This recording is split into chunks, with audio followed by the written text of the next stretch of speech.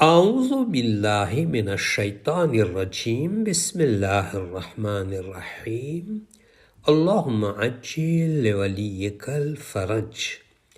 हज़रत अमीरुल मोमिनीन अली इब्न अबी तालिब अलैहिस्सलाम नहजुल बलागानी અંદર હિકમત નંબર 244માં ઇરશાદ ફરમાવે છે કે દરેક નેમતમાં અલ્લાહનો અધિકાર છે.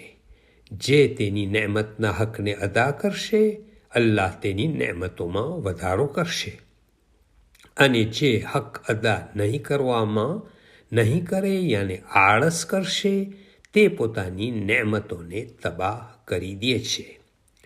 ઇમામ અલી અલૈહિસ્સલામ નુરાની કલામમાં શુક્ર અદા કરવાનો એક નવો રસ્તો અપનાવવાનું કહે છે. એટલે નેમતનો હક અદા કરવો પણ શુક્ર છે.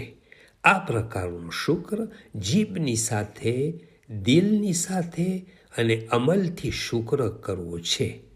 એટલે અલ્લાહની નેમતથી જરૂરતમંદોની મદદ કરવી, સગાવાલાઓની સાથે સારો વ્યવહાર રાખવો, કોઈ બીમાર જરૂરતમંદની જરૂરતને પૂરી કરવી, દીન અને મઝહબના કાર્યોમાં આપવું, તેમજ યતીમોની સરપરસ્તી કરવી વગેરે આ પ્રકારની મદદ કરવી અલ્લાહની આપેલ નેમતોનો હક અદા કર્યો ગણાશે, અને આ અલ્લાહનો એક પ્રકારનો શુક્ર કહેવાય છે. અલ્લાહે જેટલી નેમતો આપી છે તે બધી જ નેમતોનો અલગ અલગ શુક્ર છે. આંખ, કાન, હાથ, અક્કલ તેમજ માલ, દોલત વગેરે તેનો શુક્ર એ છે કે અલ્લાહ જે મુજબ હુકમ આપ્યો છે તે રીતે નેમતોનો ઉપયોગ કરવામાં આવે તો જ સાચો અલ્લાહનો શુક્ર અદા કર્યો ગણાશે. દરેક નેમતનો અલગ અલગ શુક્ર હોય છે.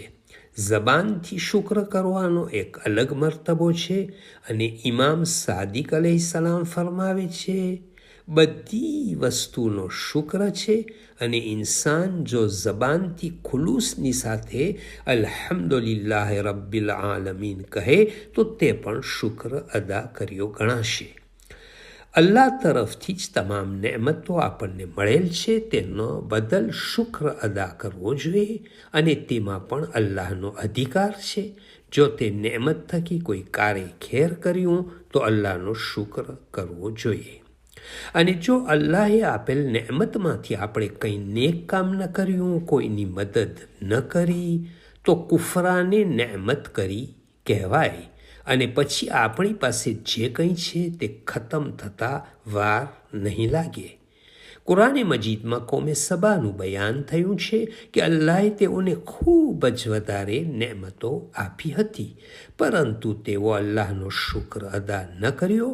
અલ્લાહ જ્યાં નેમત ખર્ચ કરવાનું કહ્યું હતું તેઓએ તેમ ન કર્યું, તેના લીધે તેઓ પાસેથી બધી જ નેમતો લઈ લેવામાં આવી અને તેઓ બરબાદ થઈ ગયા.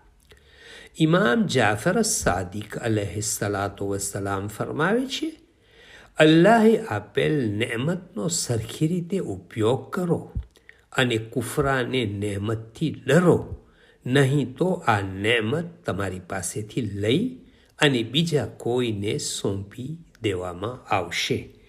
اللهم صل على محمد وآل محمد وعجل فرجهم.